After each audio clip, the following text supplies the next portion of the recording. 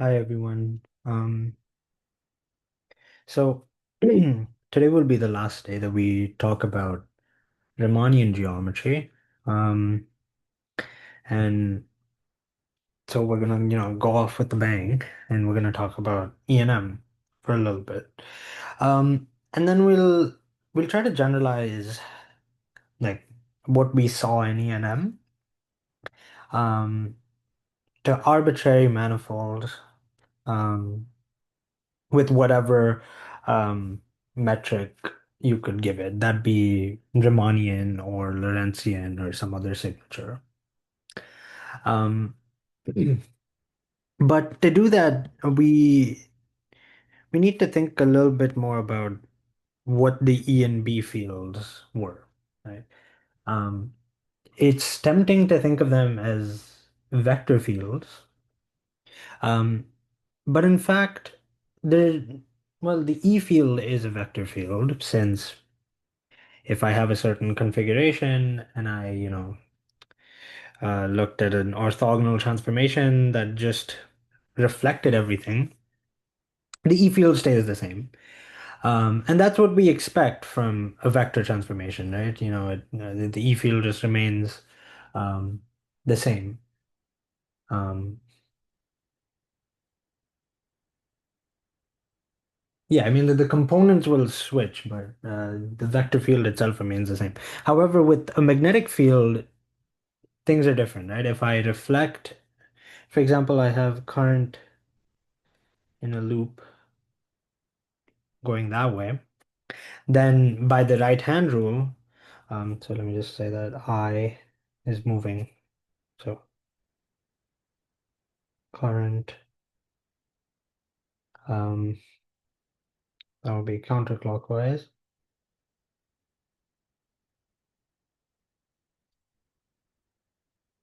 And so we know that the magnetic field will obey the right hand rule and then point upward like that. But now if I reflect everything, so reflecting, um, now my current is moving clockwise, and so the magnetic field points down.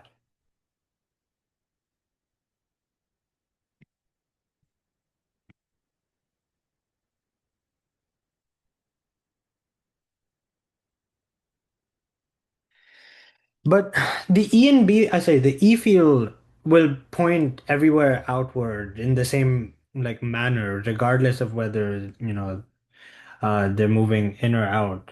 Um, and so what that tells us is that, the E field and the B field actually transform differently under orthogonal transformations. So if they were special orthogonal transformations, so if the transformation was in like SO3, for example, then the E and B field stays the same, right? Sorry, what I mean by stays the same, I mean they transform the same way. However, if the determinant of the orthogonal transformation were negative, then um, the E field transforms normally, but the B field transforms with an additional um, determinant factor. Um, so, so what that means is that the E field is a vector field because its tangent vectors um, transform under the usual representation, um, the usual representation. But the B field is no longer a vector field. Um, so what exactly is it? Um, so note that if A was an orthogonal transformation, then E goes to A times E, but B goes to the determinant of A times E times B.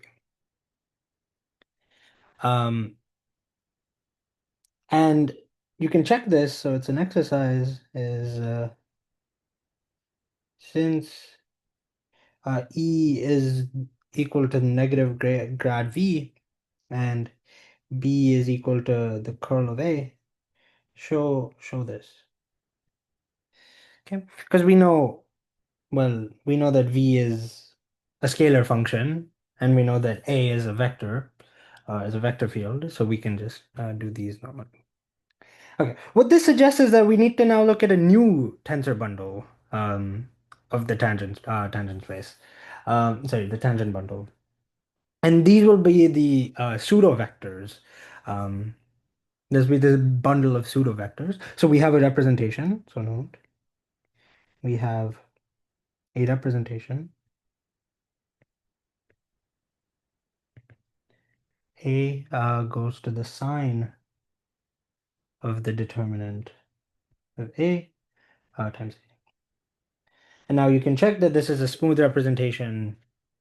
Um, and this is a smooth representation of GLMR. Okay. Therefore, this gives rise. So therefore, this gives rise to a new vector bundle um, over M. Because now, I mean, we have a arbitrary manifold, and then, we can define a new tensor bundle just that way. And this is the bundle of pseudo-vectors over M.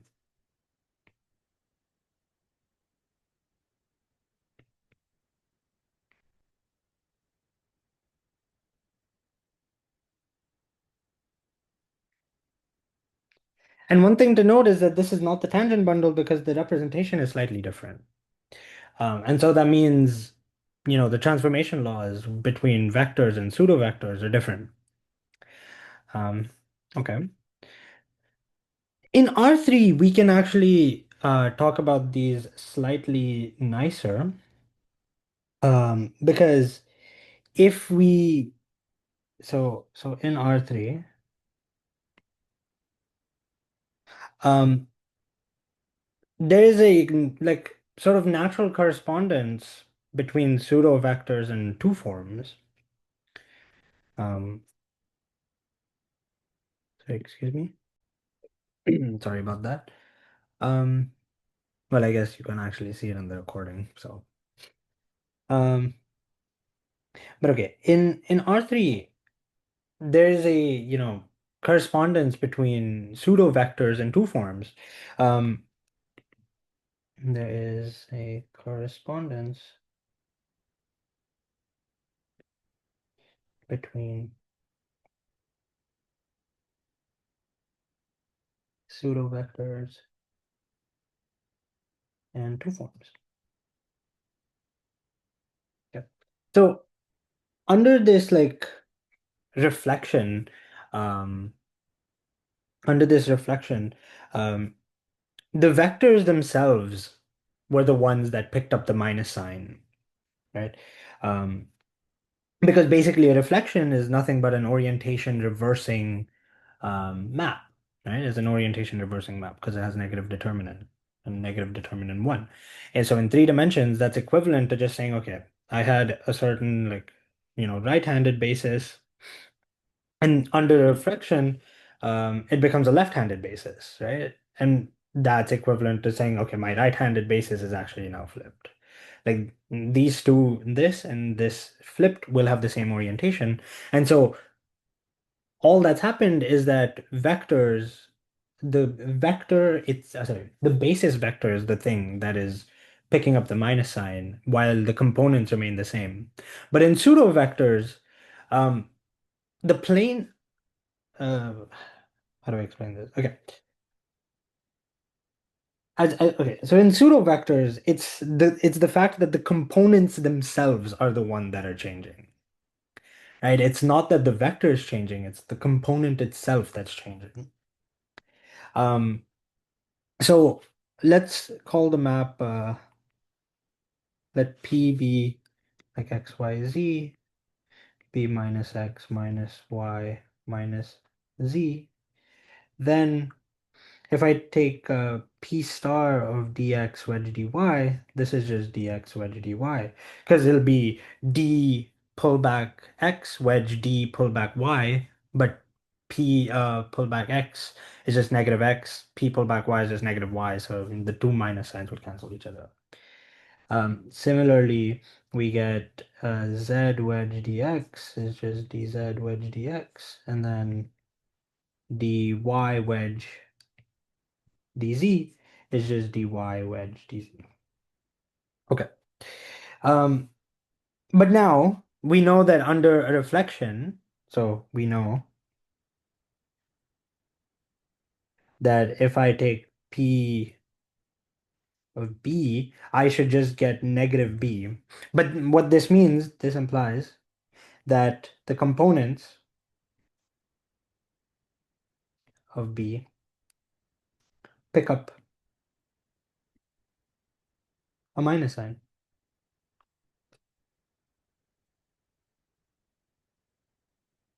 right? The components of B pick up a minus sign. Hence, if B equals um, B1 partial X plus B2 partial Y plus B3 partial Z, it is natural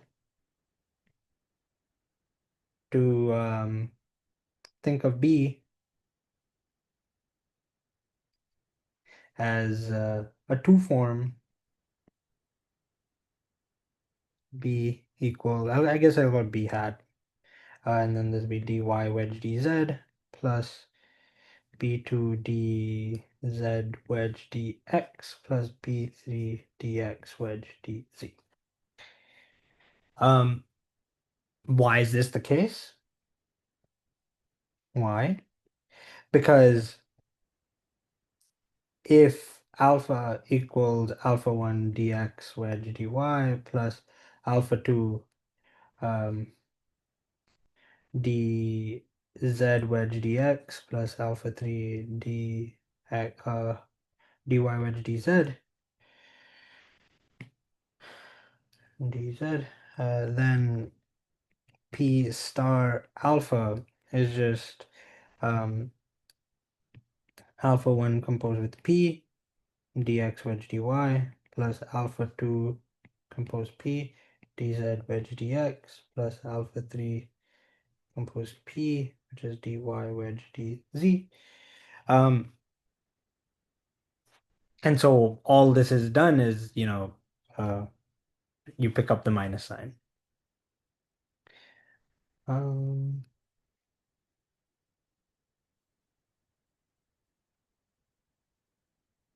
because this is exactly what, um,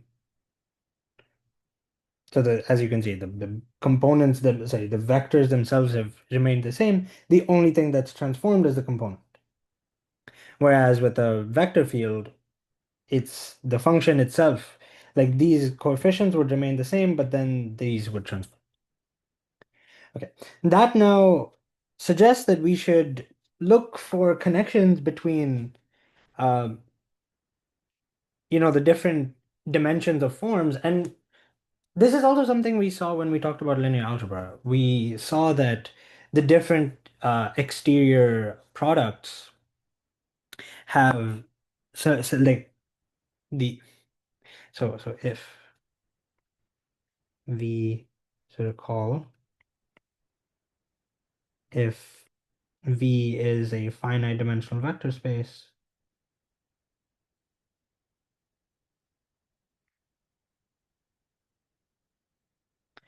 um, then the dimension of the like kth exterior product was the same as the dimension of the n minus kth exterior product. And this used the identity that n choose k was the same thing as n choose n minus k.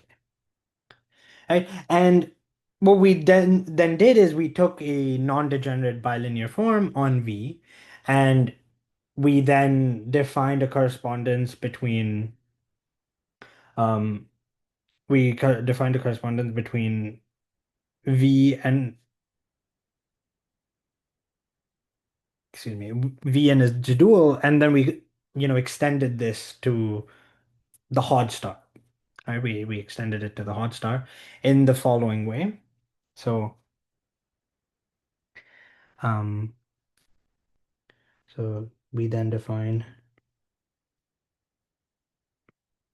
the Hodge star that took in, let's say, k thing and give you an n minus k form. So it took in a k vector v and gave you this such that v wedge this w wedge star v was the inner product of w with v times um, times the volume, like the canonical volume form defined by the um, like if you took the canonical volume form defined by this bilinear form. This is how we defined um, the Hodge star. Now what we're going to do is we're just going to take this, but we're going to extend it to pseudo-Riemannian manifolds. So let Mg be a pseudo-Riemannian manifold. And basically all I mean here is that G is a section of the symmetric um, tensor bundle such that for all P and M, GP from TPM across TPM into R is non-degenerate.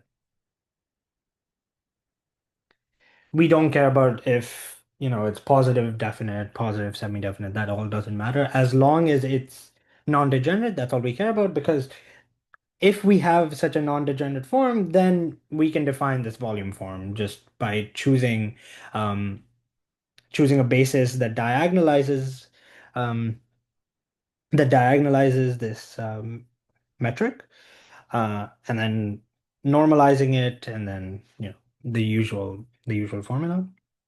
Um, then what we can do is we can like take this Hodge star operator that we defined in the case of linear algebra and extend it to the section, sorry, to the exterior products of, we can extend it to the exterior products of the tangent and cotangent spaces at any point. Um, so we can extend star to wedge. We'll mainly just look at its extension to the um, exterior products of the cotangent space, but the construction is basically the exact same. Um, so yeah, we can extend it to these spaces.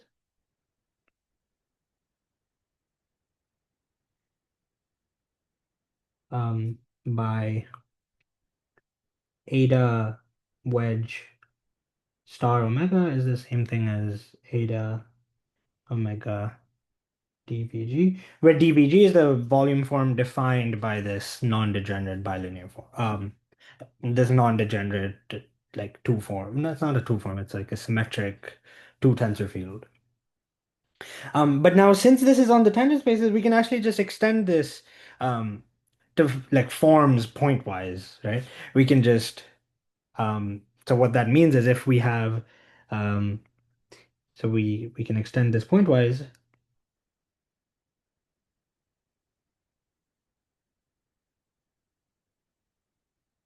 um, by uh, if omega is, a K form, um, then star omega is an n minus K form such that eta wedge star omega at P is the same thing as eta omega P dvg P.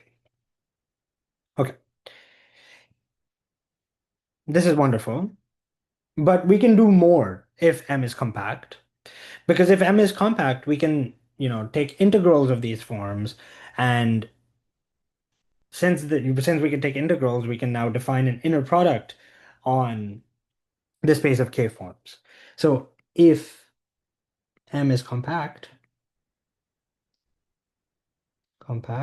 we can define an extension of GP um, to, the K forms given by, so the inner product of omega and eta, or, when I say inner product, I don't actually mean like, um, it's not actually an inner product, but rather, because inner products have to be positive, definite. So, okay, we can write it like this. Okay, this is wonderful. Um, so what we can do is we can then define the Hodge star to simply be, we can replace this by the Hodge star. So we can do something like this.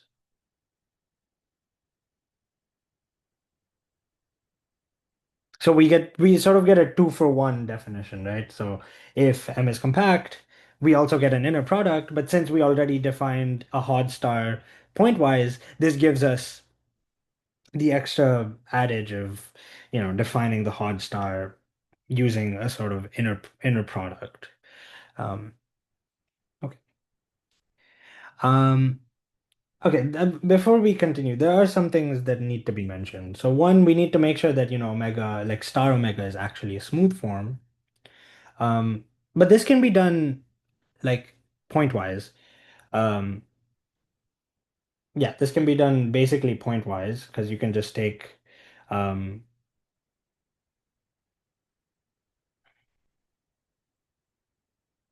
you can just prove this in some open neighborhood of like Rn with um actually you don't have to do all that. Um you basically just have to show that if you plugged in any like smooth functions, smooth vector fields, you get smooth functions out of it. But that's sort of guaranteed by this definition. So you can play around with that a little bit and see like what that means. Um okay.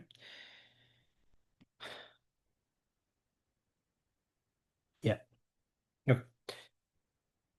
With this, we can now, since we now have an inner product like structure on the space of forms, we can look at, linear functions on forms and ask about their adjoints. So, for example, um, we can look at the exterior derivative and be like, okay, does this have an adjoint? Um,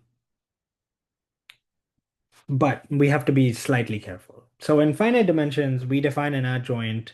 Um, so aside, if T is a map from V into V, where V is an inner product space, then, well, finite dimensional inner product space, then T star is the map from V into V such that um, the inner product of TV with W is the same thing as V T star W. And the existence of such a map is due to Rie's representation. This exists due to Rie's representation. But now in infinite dimensional inner product spaces, we have to be slightly careful because um, you might run into issues where like the function, like the linear map is not continuous, for example. It could be unbounded. Um, it could be unbounded, and that would lead to some issues. Um, so usually you restrict to like,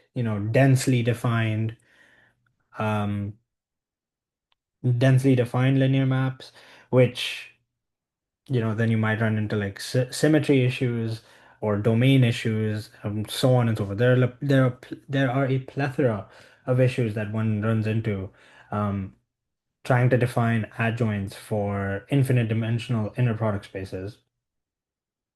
And we're gonna sweep all those issues under the rug. Um, and we're just gonna try to find a formal sort of adjoint for um we're just gonna try to find a formal adjoint for the sorry excuse me, the exterior derivative, and then we're gonna just check that this works. Okay. um so let's just do that. So let D take K forms into K plus 1 forms. um okay, so I mean, technically D doesn't, so okay, we define, an adjoint for um maps going from one vector space to itself. You can just take these spaces instead. So note, we can take D to be from here into here, where if you recall, this thing is the direct sum of like all K forms. Right? Because that's technically the space D acts on, right? You can take a formal sum of like formal finite sum of a one form, two form, three form, and so on, or whatever, and then apply the exterior derivative on each of them individually, and then we map back into the space. So, but again, that's not really something that's too important for this because like K forms are naturally, they have like a natural sort of structure to them, so it's not really too important. Okay. With that, we can then define D star to take in K plus 1 forms and give you back K forms such that um, omega of D eta is the same thing as D star omega of eta. Okay, so now exercise is show that D star is actually equal to -1 to the n times K plus 1, K plus 1 plus S plus 1 star D star, where S is the signature of G. The computation is not hard whatsoever. One can sort of start with the definition of this inner product and then work their way back to finding such a formula. Um, a lot of the math is actually just, computation with -1 to like integer powers and trying to make sense of what that means. Um, okay. Which now tells you that, D star is actually a well-defined operator on all K forms. And so we don't actually run into any domain issues in this case. Um, one thing to now note is that, note D star is well-defined on all of, okay. Now, one might ask, okay, does D star have similar properties to D? So, okay, one, we already know that D star must be linear because it's the adjoint of a linear function. The next thing we could ask is, does D star square to zero? Because that is one of the defining properties of the exterior derivative, that it squares to zero. And so a natural question would therefore be, does D star also square to zero? And we can do that. We can compute that relatively easily. So um, let omega, so I guess, yeah, omega and, so let omega be a K form and eta a K plus 2 form. Then omega D star eta is equal to D, so it'll be D omega D star eta. And then this would be d squared omega eta, but that's zero. But now since um since omega was arbitrary, what that tells you is that d double star eta must be zero because of the fact that, um, actually, that's not quite true. Um, I made a slight blunder. What that actually tells you is that this object is null, right? Is a null vector. So note this says that d eta is null. Actually, does it tell you that? No, it tells you it's straight up zero. The reason it says it's zero is because the inner product is non-degenerate. Um, yeah, so the inner product is non-degenerate. So what that tells you, therefore, is that d star squares to zero, just like d. Okay. Um, and now in mathematics, um, it's fun to look at what happens when we, combine functions together and try to make sense of different combinations of those functions.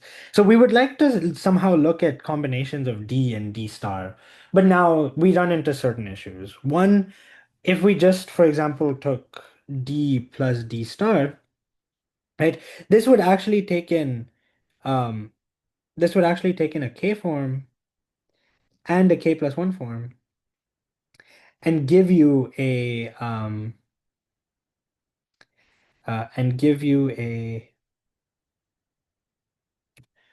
this would take in a K form and a K plus one form. Actually, no, this would just take in a K form and give you something that's a K minus one form and something that's a K plus one form. So that's not really too nice. Um, but one thing we note is that if we square this, right? If we square this, then we actually get something that takes in a K form and gives out a K form.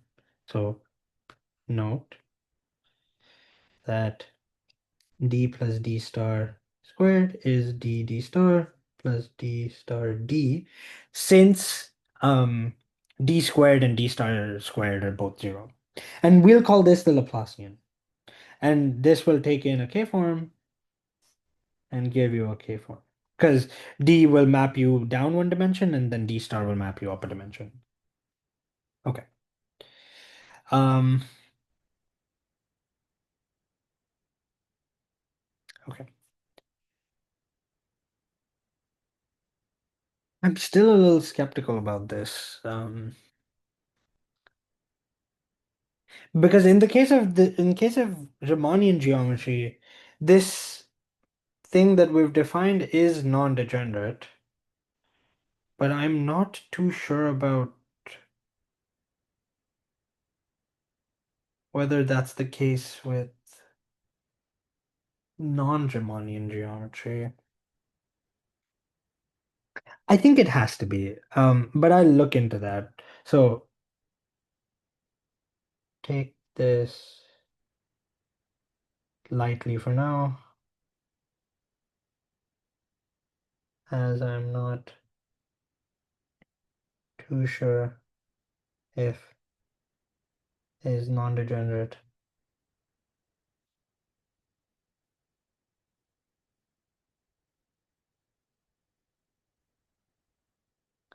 for non-degenerate G. Okay. Um, so I guess, this this definition of the Laplacian would also be slightly tainted. But I do think this should be true. Um, but I think it's true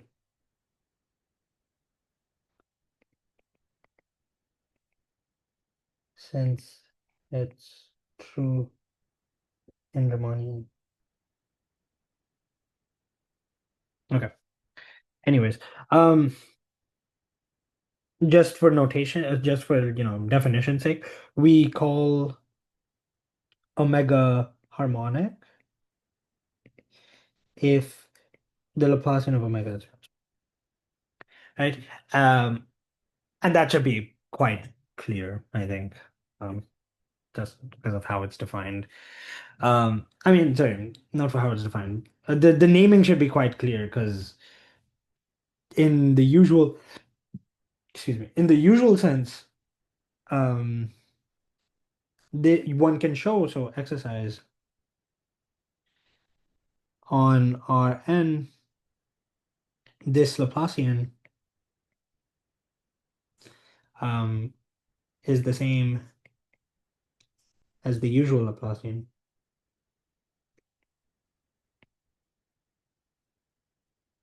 And then we called, functions whose Laplacian vanish to be harmonic. Okay. Another exercise is to also show that, you know, so that's one exercise. Another exercise is to show that um, omega is harmonic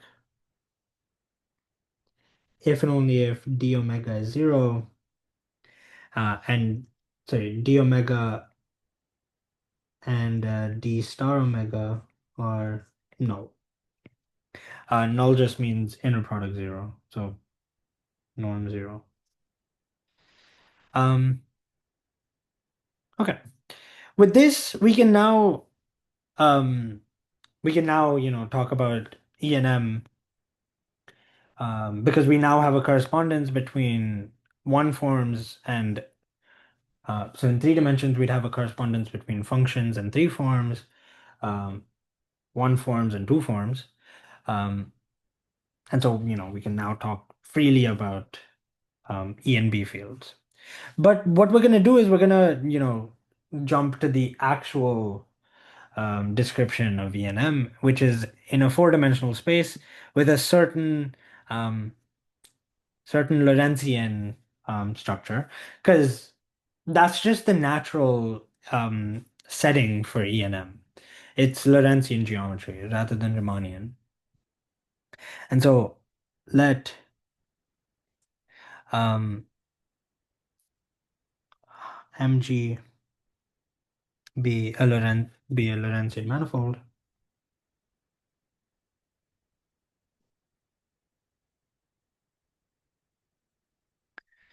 Um, but honestly, we'll just um, suppose for now that M is just R cross R3 with G equal to negative T squared plus dx squared plus dy squared plus dz squared. Okay, so then let E be a one form and B be a two form.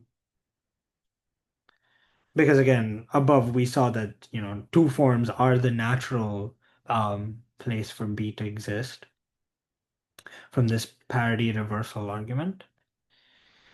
Um, Furthermore, we're going to define something that looks slightly weird for now, but then we'll see that imposing certain conditions on this two form will, give us Maxwell's equations naturally. So define F to be B plus E wedge dt. Then let's compute its exterior derivative first. So dF is just dB plus d of E wedge dt, which is dB plus dE wedge dt, and then we'd have a dt squared term, but that's 0. And then since M is decomposed as such, the exterior derivative decomposes as like an exterior derivative in the spatial components and the temporal component. And so we can just write that out as follows, right? Um, Plus dSE wedge dt plus partial E dt wedge dt. But this part is a 0, so we can get rid of that. And this is just ds of b plus dtb plus dse. wedge dt, where um, ds is the exterior derivative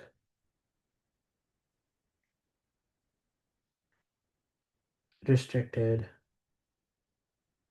to R3, um, and partial TB mu nu is just partial TB mu nu.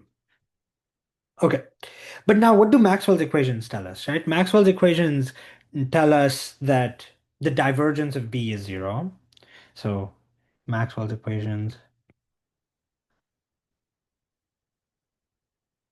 um, yeah, Maxwell's equations tell us that divergence of B is zero, but they also tell us that um, the divergence of E is nothing but the negative partial B partial T. So what that means is that for Maxwell's equations to hold, we must have that this term and this term vanish, right? We must have these two terms vanish. And why is that? So I will actually leave that as an exercise. It's show that if E is a one form, then the divergence of E is the same thing as the Hodge star applied on the various things, where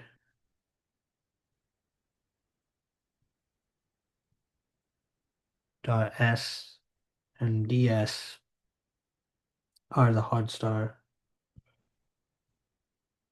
on R3. So you take the Hodge star and then you restrict it to R3. Moreover,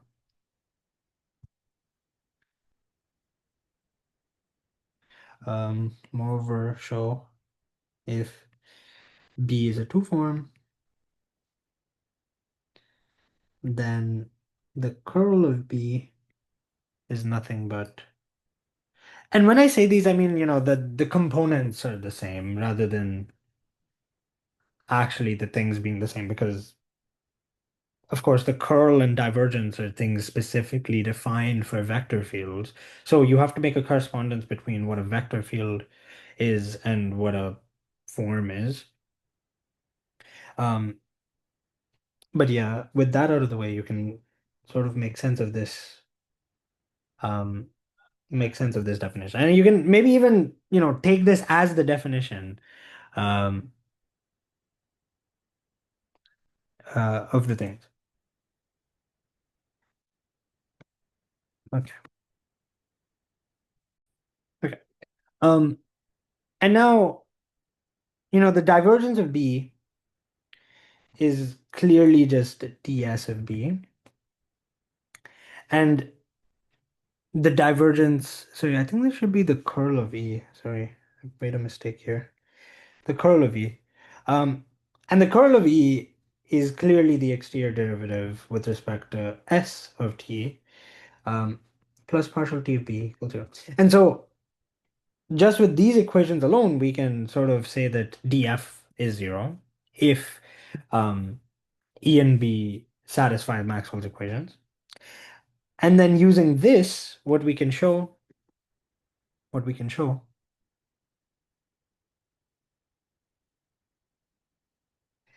is that so what we can show is like the other two equations, because Maxwell's equations are four equations.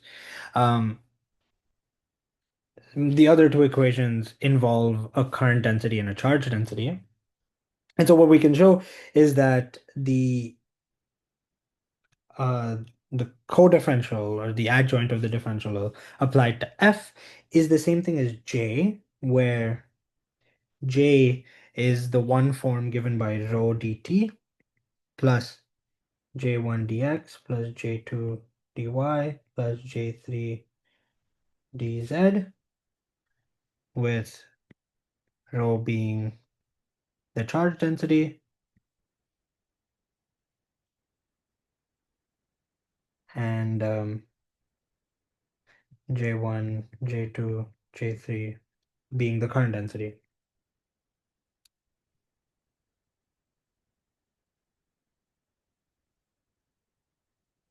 Okay. These exercises, the reason I'm not doing these exercises is because, for one, they're very tedious and they're not really. Actually, they're not very tedious. But they are tedious. They're not too enlightening because they're just symbol bash for something. Um, for like we already know Maxwell's equations. We're not really learning anything new from this. Um, if you've taken any E&M, you will know that this expression that we described in here is actually not too random because this is nothing but the stress energy tensor. Um, this is nothing but the stress energy tensor, right? Um,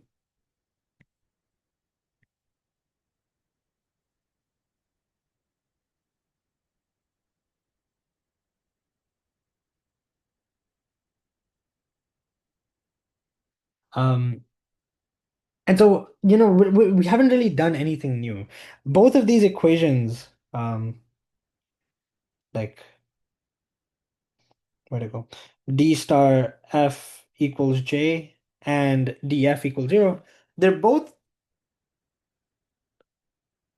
I mean, they're derived, but a lot of it is just mathematical trickery to make them look nicer. They're not really physically relevant in any like meaningful sort of way. Um, but if you want, a deeper exposition into all of this, I would recommend reading the final chapters of Griffith's E&M book, because I'm pretty sure he goes into the definition of the stress energy tensor and deriving the equations of like the Maxwell's equations using like those methods. Okay. So what this tells us is that in the language of differential forms,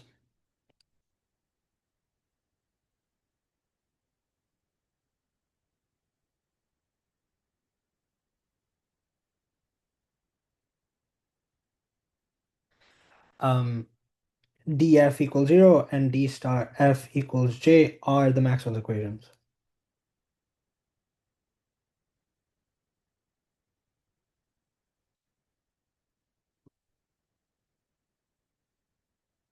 Okay.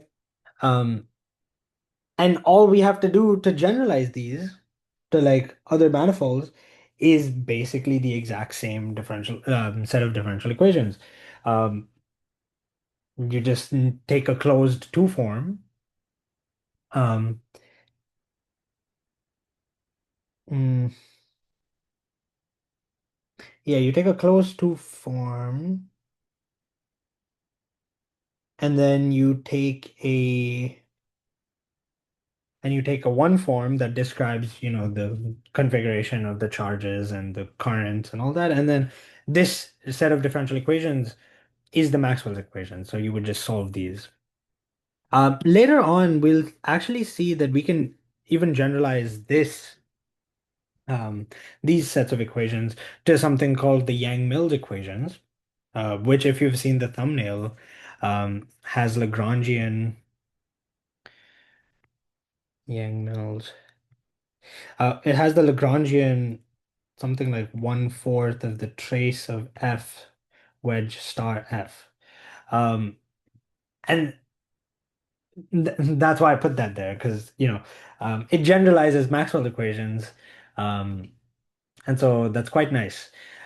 But that would require something like we'd have to talk about a more general object called the curvature two form, which I haven't really defined. Um, I'll probably do it soon. I think I'll do it at the start of next meeting. Um, yeah, I think I'll do that. So we'll define the curvature of so we've already defined the curvature of a connection on a vector bundle. Um, but now we need to look at the curvature not as a 3-1 tensor, but rather as like a two form. And then we'll see how we do that more naturally. Um, so yeah, I'm sorry for not sounding as sure in this meeting as I usually do. And that's because for some of these things, I am not exactly too sure. Um, but a lot like because I tried to generalize these to beyond just the Lorentzian geometry case. So I'm not exactly too sure if all the constructions work as intended. Um, what I do know is that, we th like this definition makes sense. Um, and I am 99% sure that this defines an non-degenerate bilinear form. Um, And I've checked that this formula does actually give you the adjoint. So all the main parts I'm sure about.